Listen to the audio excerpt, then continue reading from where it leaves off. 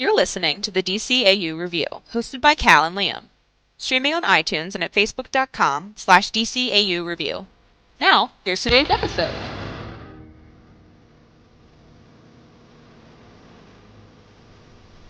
Welcome everyone to episode 19 of the DCAU Review. I am your host, Cal, and I am happy to invite along with us for this journey as we do every week, my brother, co-host, and the guy that runs our Twitter, which you can find at DCAU Review on the Twitter bot, my good brother Liam. Liam, welcome to episode 19 of the DCAU Review. We got a very special one today. Oh, we are pumped about this. We got a lot to talk about, so let's not dilly-dally. Let's get right into it. Liam, we are doing, as promised, as we mentioned on last week's episode briefly, this week's episode is World's Finest, which, of course, is the first official crossover of the DCAU between Batman and Superman. And I gotta admit, after we've seen a couple of these episodes that we've built up and held so near and dear to us, specifically Brave New Metropolis, which gave us a little bit of a letdown. I gotta admit, I was a little nervous about watching this, worried that it might be a letdown, and it wasn't. No, at all. not at all. It's still really, really good. Yeah, absolutely. As we said, we got 3 parts, long episode. Gary, it was I believe originally aired as a TV movie. The Batman Superman movie, I believe, Correct. Or Superman Batman movie. Yes, but so it was released on DVD as a movie, and I think also aired originally as a movie. But these are technically 3 episodes of the Superman.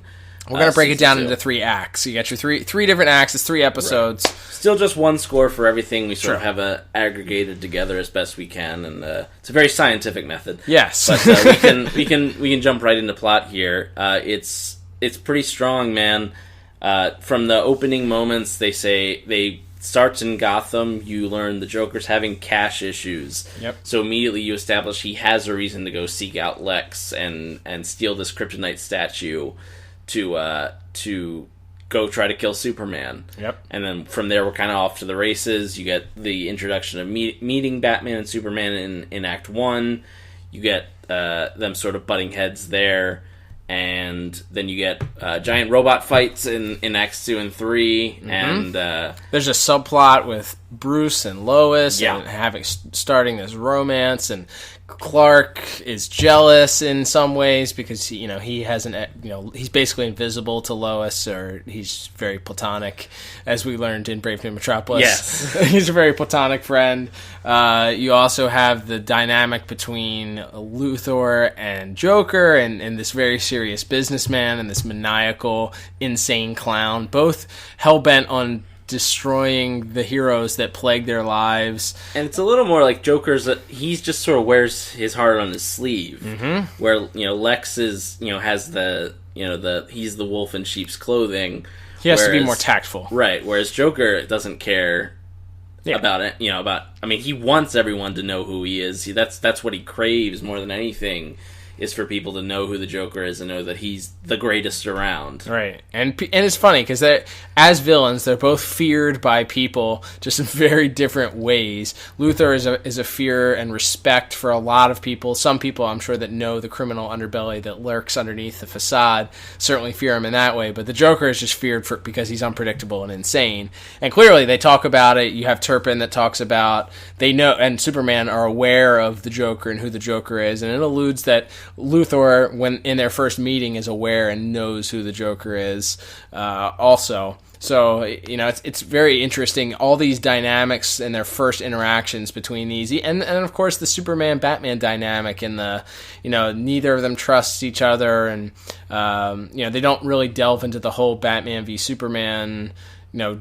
Superman doesn't like how Batman operates, but there is some of that. And there's not a Dark Knight Returns level confrontation between these guys here. Right. But the first thing Superman says to him practically is, "I don't want your brand of vigilantism in my town," or something like that. So the idea of it's Superman, very much as we see at the start of the episode when he start of Act 1, when he kind of saves Air Force One that Lois happens to be on. It's bright and it's in the daylight, and then immediately it's contrasted when we see Batman. It's night, and he's going into this sort of sleazy nightclub and shaking down gangsters for information. So they're just immediately contrasting who these two guys are as people, and why, of course, on their first meeting they would not like each other. Right. They wouldn't understand why the other one does things the way they do, and then sort of over the course of these 3 acts, these 3 episodes, they come to understand, and then, you know, sort of the very final moments of the last part are, you know, Clark and Bruce having a, you know, a small conversation, sort of shake hands and show their respect to each other.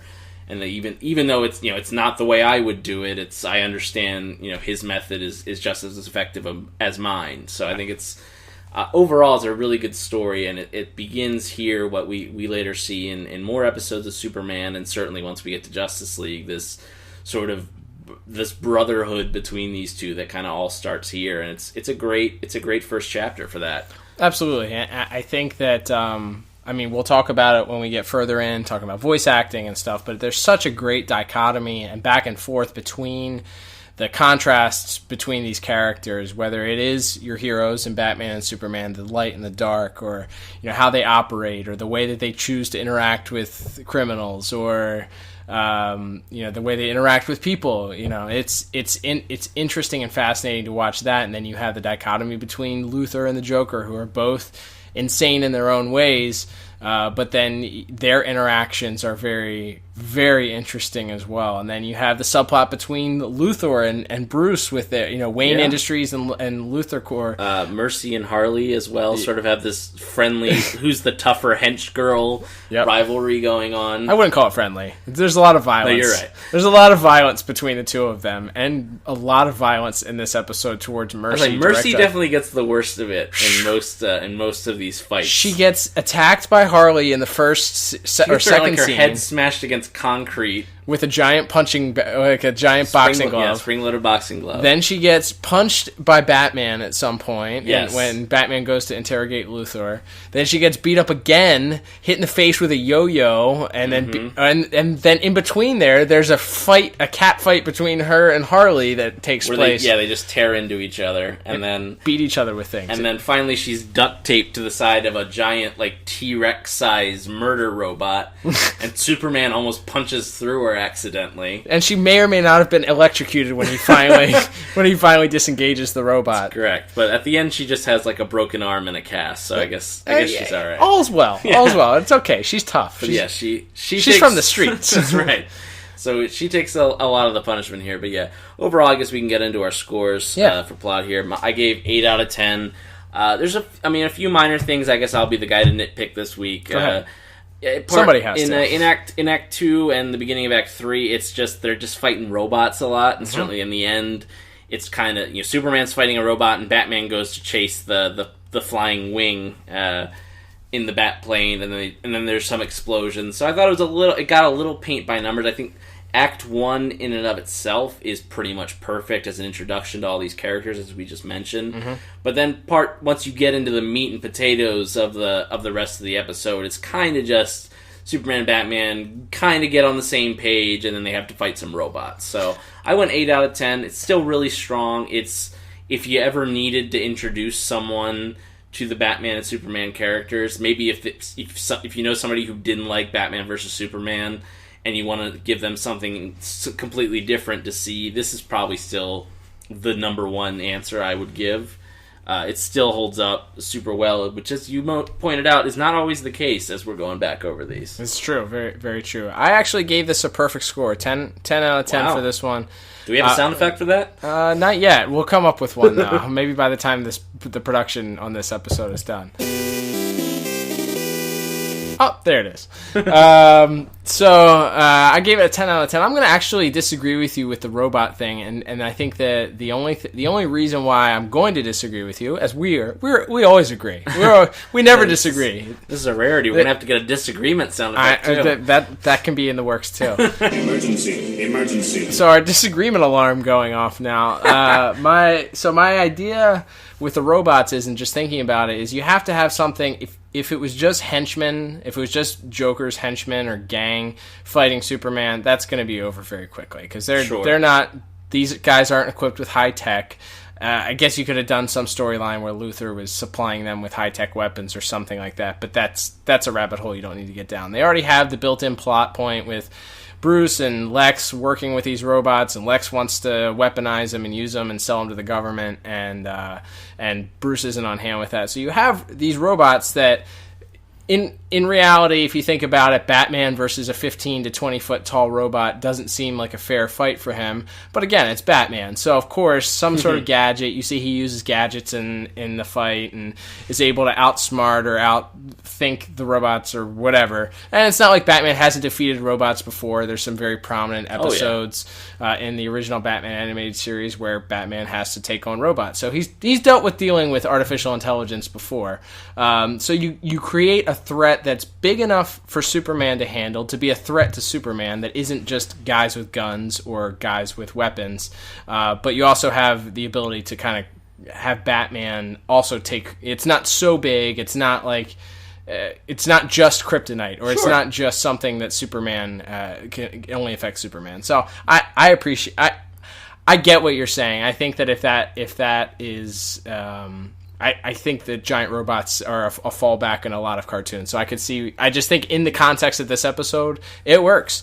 So well, it's not just that either. It's also not with when they split up to go in the final act to Batman goes to chase Luthor and Joker, Superman has to stay behind and fight the one last giant robot. Mm-hmm.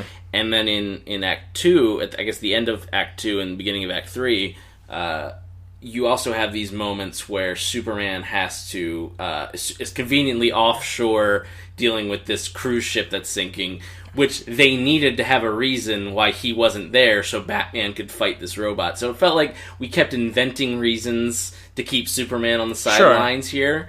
And I feel like we saw that a little bit in the first season of Justice League too, where you'd pump up the way to pump up a villain threat would just be to have him like knock out Superman immediately.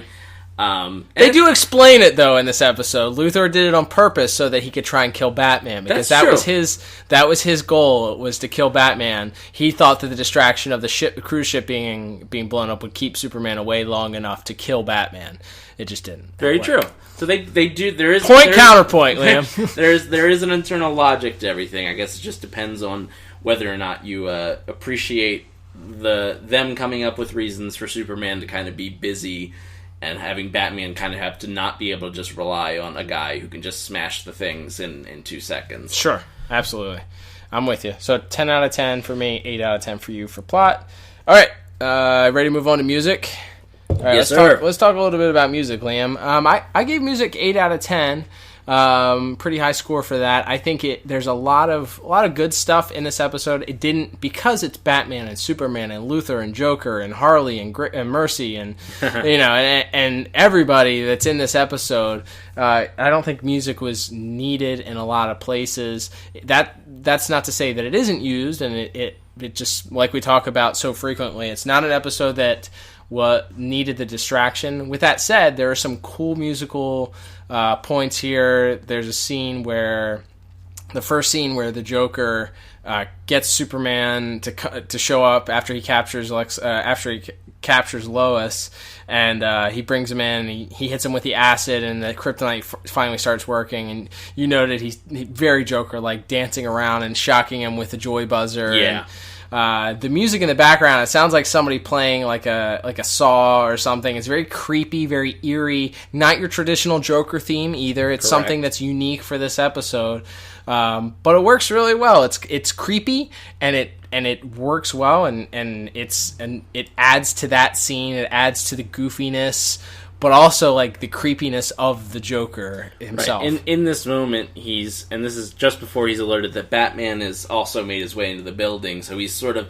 this is him at his happiest. He's reveling in the fact that he's gotten Superman, he's melted his anti-kryptonite suit, and he's got him. This is it. He's gonna win. He's gonna get paid, and then he can go home and start blowing up Gotham again. So this is the happiest Joker, and so he's just kind of, his way of expressing his joy is to dance around and then also inflict additional pain on Superman as he's already kind of laying there dying from the kryptonite. Right. So it's a pretty great Joker moment. And it's punctuated by the music. Like, the Absolutely. music does a great job with it. What about, so my score for music was 8 out of 10. That scene was the one that kind of stuck out for me. I think there's some good good musical notes in the last scene, too, where he steals the giant wing. Which, by the way, we didn't talk about the fact that he then, after he steals this giant, what has to be like, I don't know, 300-foot long flying wing, he then has Harley Quinn paint it, customize it over what we can only imagine was, days because of the size of it? Right? And she just has like a little spray can. It's not like she has some big industrial painting device. She's just like on a stair lift or something, just painting it into a giant smile. Both sides, mind you. Yes, absolutely. Just in case he wants to flip it upside down, which in front of the moon to make it look like a giant smile. Yes, he does the Batman '89 thing with his smile in front of the moon. Which so is pretty good, great. So good. But I went for music. I went 6 out of 10. It's like I said, I think it's strong. I think in part 1 you get the reintroduction of the classic Batman theme, of the Joker theme.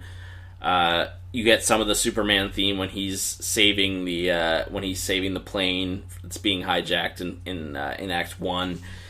And then, to me, after that scene in Part 2 where the Joker is dancing and torturing Superman, it kind of just falls into the background at that point for me.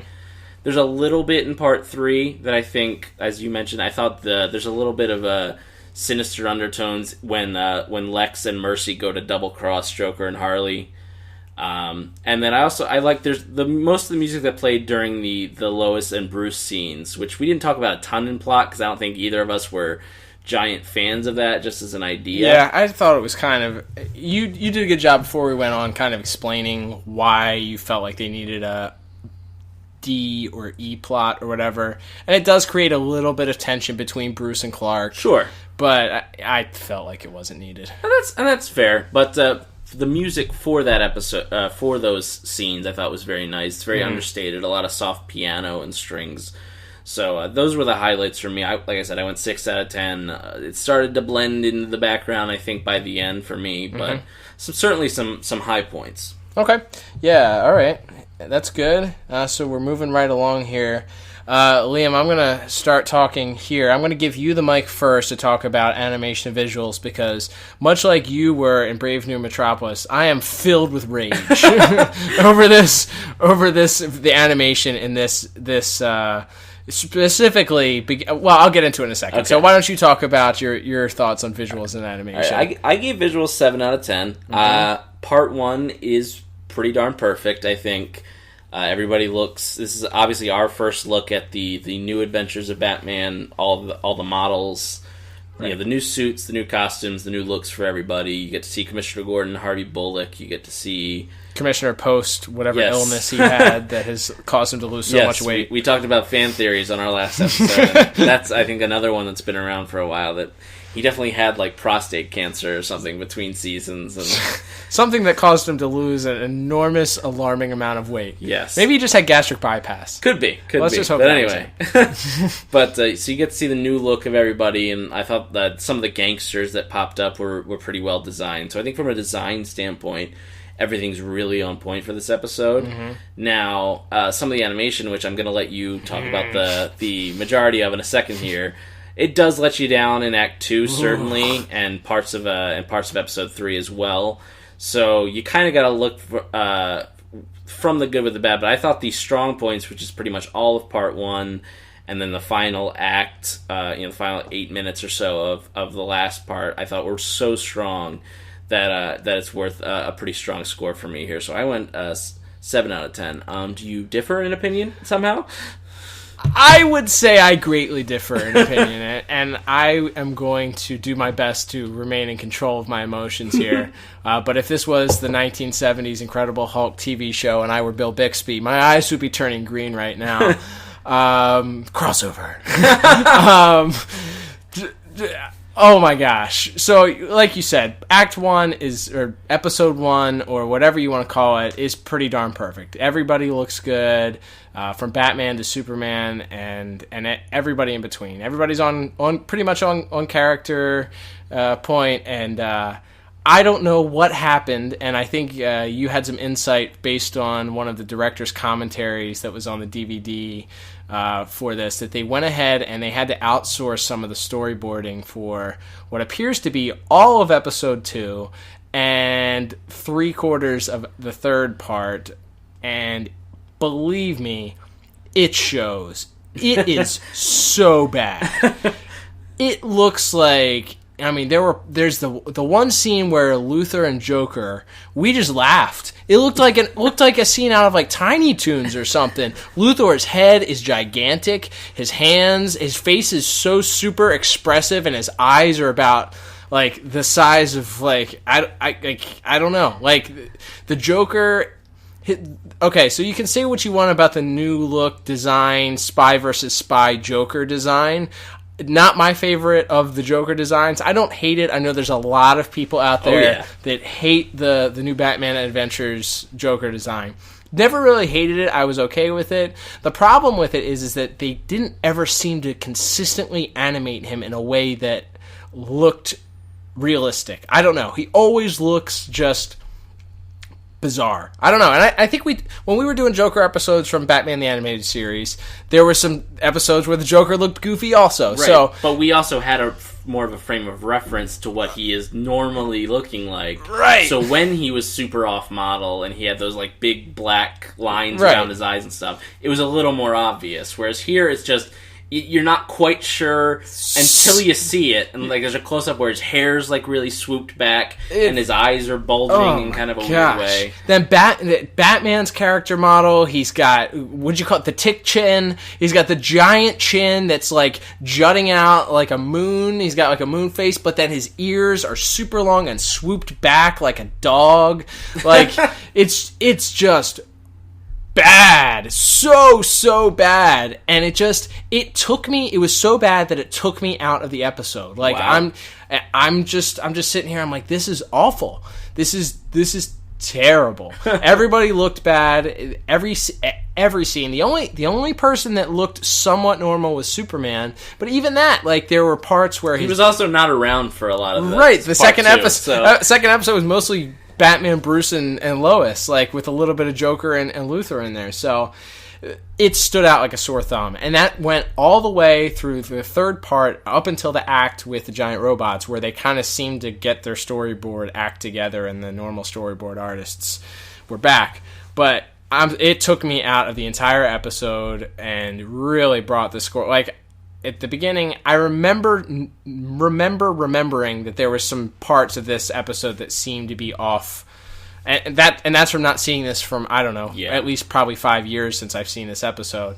But remembering 5, maybe 10 years since I've seen this episode. Nah, definitely not 10 years, but 5 years for sure, not having seen this episode. But remembering that there was some stuff off kilter. But I did not remember it being this bad. My score for this is a 4 out of 10. Wow. And that's with saying that the first part was pretty darn close to perfect. If I was breaking this down, part 1, probably 9, maybe even a 10. Part 2, like 1. Part 3, because you have 3/4 of the episode that is awful, probably like a 3, like a 3 or a 4. It's just so bad and distracting, and just took me out of this. And like, I really wanted this to be like the perfect episode. Like, oh, let's give it all perfect scores. Nope. I don't know if that exists anymore. We haven't found that. Doesn't exist. Somehow I don't think it exists. That's our white whale. We're going to find it one day, but not today, sir, because the animation and visuals were awful. Bad. I would say if they kept maybe more to wide shots, it wouldn't have been as noticeable, but there's a lot of like super, and again, maybe that's the Japanese influence coming through, but super a lot expressive. Of super close-up of everybody. Batman, Lois, Joker, Lex, and they all have like, there's an extra, and one of the things we've mentioned obviously with the Superman character designs, with the New Adventures of Batman character designs, was that it was streamlined, there was less detail. Mm-hmm. So when you see like all these extra wrinkles and more detail in their teeth and their eyes getting all bugged out when they're angry, like it's really jarring and noticeable just how different it is. So I get where you're coming from. Yeah, it's bad. It's really bad. Please, let's move on to our final category so some of this rage can dissipate. Liam, let's talk about voice acting. I think we both have the same score for this, but why don't you... Any special guests this week that we have to worry about? No, right? Not really. It's all the old This is the all-star team. This is the all-star team. Let's be honest. This is the dream team. This is the Mount Rushmore of DCAU, maybe. This is the 92 USA basketball team right here. Absolutely. We got the dream team together for... And so we have your Clancy Browns, your Mark Hamill, you got Kevin Conroy, Tim Daly, Dana Delaney. You even have a little Ephraim Zemplis Jr., hashtag MyAlfred. Absolutely. Bob Hastings. You got Joey Baloney. You got... yes, Dan. We get Dan Turpin and Bullock. Unfortunately, we never get interaction between that Turpin would have and been Bullock. great. Like, how there wasn't an episode at some point where, like, Turpin and Maggie teamed up with Montoya and Bullock. I don't know. Yeah, man, now or we're some just, kind of tie-in comic or something. I don't know. But we're just dreamboarding here. yes, now. we're doing fanfic. But that's it's tremendous. You got everybody, and of course, this is our first episode where we've talked about Harley Quinn. This is obviously not her first appearance, right? Which is why we're not really focusing on her when her first appearance comes, and we will get to that relatively soon. Yep. We'll talk plenty about Harley Quinn. Don't you worry. But this is our first time officially talking about Arlene Sorkin as Harley Quinn. Really good, by the way. She's tremendous, and there's a lot of people who do it since she retired. Her last role, I think, was the Arkham Asylum video game in 2009. And Tara Strong does a pretty good Harley Quinn. She's serviceable. Hynden Walsh, who more people know as Starfire on the Teen Titans cartoons, has done it for The Batman and a few other projects. The girl from The Big Bang Theory did it in Batman and Harley Quinn. The less we say about that, the better. Yeah, I think so. But I mean, there's no substitutes. This character was designed and created with this actress Arlene in mind. She was a friend of Paul Dini's. So, of course, she's the only one that's ever going to be, like, the perfect fit to play her. There will never be. As much as, I liked Margot Robbie as her in the live-action Suicide Squad movie. That might be the only good part of the live-action Suicide The only Squad. redeeming thing from that godforsaken movie. Yes, but, so special shout-out to Arlene there, since that's our first time talking about Harley at all. But, yeah, I went 10 out of 10 for voice acting, like you said. We collected, it's Pokemon, we collected them all, baby. There we got every... Great crossover. Great actor. Plus, as a little trivia note, this is the second time that Dana Delaney has broken Bruce Wayne's heart. Oh, poor Bruce.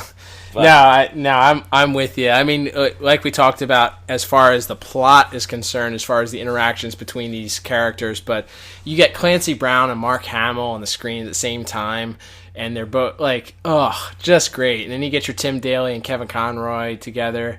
Kevin Conroy and Dana Delaney, Kevin Conroy and Clancy Brown, Kevin Conroy and Mark Hamill and Tim. It's just right. You mix and match, and everybody's great together. Yeah, that's the craziest part. It's so good. Yeah, I gave it 10 out of 10 too. I don't think you even get a Bibbo Biboski. Right. I can't even say his name. I'm so excited. Bibbo Biboski. He's so excited. A little Brad Garrett in there. Absolutely. You get. It's an all-star show. Absolutely. And they don't disappoint at all. It's great. It's wonderful. So that's what I got for voice acting. Well, I have to ask now: are there any bonus points this week? Let's listen. Aha! There is. That's a new bonus point sound, by the way. We're going with a new bonus point sound since the quality of our original bonus point sound effect was so poor. So new bonus point sound just happens to be the Joker theme from this episode. Bonus point is going to go something that we noticed actually in the very first scene, Liam, which ended up being a pretty cool, I don't think it was an intentional Easter egg, but as you called it, a retroactive Easter egg. In the very first scene of this episode, the Joker goes to steal this, what they call a jade statue of the Laughing Dragon, which just so happens to be made out of kryptonite. And as they're doing research on it, Batman, the break-in happens in Gotham. Batman goes and takes a piece of the statue that was left behind and starts doing some analysis on it. And he discovers the history of the statue itself. And it's a little bit of it's a very short clip that you would miss if you're not listening for it. But he mentions that the statue had been carved out, or may have been Alfred who was even telling the story. I forget who was telling the story. Yes. That the statue itself had been carved 30 years prior, so 30 years before this, which makes sense because if Superman's around 30 years old, right, that's when kryptonite would have arrived. So somebody carved this rock out of kryptonite, or this statue out of kryptonite, and he mentions that the owners, or the statue itself, has had a tumultuous past, and that the prior owners, each of them, had passed away from an illness. Yes. So they believe that the statue itself was cursed. And Batman says, well, it makes sense because the piece of the statue that he has is giving off low levels of radiation. And of course, going later on, we know that is what caused, ultimately, Lex Luthor's cancer, which causes him to go through the stuff with Amazo and try and get himself a new body, and the whole story arc of him no longer being the businessman and him being the straight up supervillain, and then the stuff with Brainiac later on, and then the whole it's all tied in with that. Yeah, and just that little note. Of course, later we find out Lex is carrying this piece of kryptonite around with him at all times, just in case he ever has a chance to use it on Superman. And and just the idea that just they would put that into the quote unquote Bible for the show that early on, that if you're that close to an irradiated piece of rock for years, you're gonna get sick somehow. And obviously the worst case scenario, which we see Lex go through later in Justice League. So that's a tremendous little bit that they were able to connect. Again, I'm sure retroactively, but they had already established in this kind of throwaway line that he's that kryptonite can give you will make you sick even if you're not Superman or Supergirl and you're around it for long enough. Super cool. It was like, man, boy, and your mind explosion, just great, just a cool little Easter egg that they threw in there, and certainly one, like you said, that has radiating. Pun intended. We're gonna need a pun sound effect too. Radiating throughout the wants DC. this show to be 60% sound effects by the time. That's the goal. By the time we hit episode 30, then every episode will be 2 hours and an hour of sound effects and an hour of us actually discussing the episode. I mean, who wouldn't want to listen to that? But it's super cool. So that brings my final total with my bonus point up to 33 out of 40, which. Not sure. I'll have to go back and do some research, but that's a pretty high score. Back in the 30s for our Superman. Technically, this is listed as a Superman episode, even though it's a crossover. Right. Takes place in in Metropolis. Most of it does. So I guess technically it's a Superman episode, or they classify it as a Superman episode. But that's back in the 30s for our Superman episodes here, Liam. What about what was your final score? Yeah, mine back in the 30s as well. I went 31 out of 40, so not too much disparity between those two. But it's kind of surprising considering how low your animation score was. But I think that shows what we've talked about before, which is when kind of one of these four categories lets you down, a lot of times the other two or three of the other categories are going to lift you right up. So when you have strong music and a strong plot and exemplary voice acting, then you can kind of forgive the fact that the animation was so rage-inducing for you. I will never forget how rage-inducing that second episode is. Oh my gosh.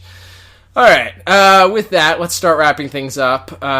Thanks for listening to us today. As always, whether you're listening to us on iTunes, if you've subscribed to us on there, we would love for you to leave us a 5-star review. That will help our podcast out immensely, get us a little bit of traction on there, get us some more listeners, which we would love to have. Of course, we value you, the listener, right now. Appreciate you tuning in. You can also check us out on the Google Podcast app. We are available on there. Just search for DCAU Review. If you're a Droid guy, you don't have iTunes, you can find us on there. You can also always stream us directly at DCAUreview.com. And Liam, where can they interact with us? That's what I really want to know. You can head on over to twitter.com. Twitter.com. You can find us at DCAU Review. Mm-hmm. Love talking with people. I always say it at the start of the show, say it at the end of the show, because I really do love it. Talking with people about the shows we're reviewing, what shows might be coming up that we're going to be reviewing, talking with other people who do similar podcasts or similar projects, the Watchtower Database guys and people like that. Super fun community to be a part of. I like seeing like fan art that people do in the style of the animated series. Mm-hmm. It's so much fun to just interact with people that also love this stuff. So definitely hit us up on Twitter. You can go to Facebook if you really want to, but there's a reason why we don't use it much, and I'm going to switch it around this week and ask you, Cal, why don't we use our Facebook very much? Our Facebook is not used very much because Facebook rules with an iron fist, much like Superman did in Brave New Metropolis. They are vicious dictators that allow us to have no fun and make us go to bed at 10 a.m. or 10 p.m. And if you want to stay up past that and get any people to interact with your page, they make you pay real money. So we refuse to give our money to Mark Zuckerberg and those vicious dictators with their red S's and their leather gloves and their lack of cape. How did we not talk about cape movement on this episode, Liam? You had double capes, and you missed your opportunity. It wasn't that much. Batman's wearing a jetpack for half the scene. How dare you, sir? At the end of episode 1, there is an excellent opportunity for hashtag cape movement. He does swoop his cape open and to reveal the kryptonite. Also, he's on the top of the building as he finds out Clark's true identity. Lots of cape movement there, but it's too late, my friend. You lost your chance. No hashtag cape movement this week. All right. With that, I guess we will begin wrapping things up here. Thank you guys for tuning in. As always, I'm your host, Cal. And I'm Liam, and I'll talk about double the cape movement next week just to make up for it. We will talk to you guys on the next episode. Goodbye.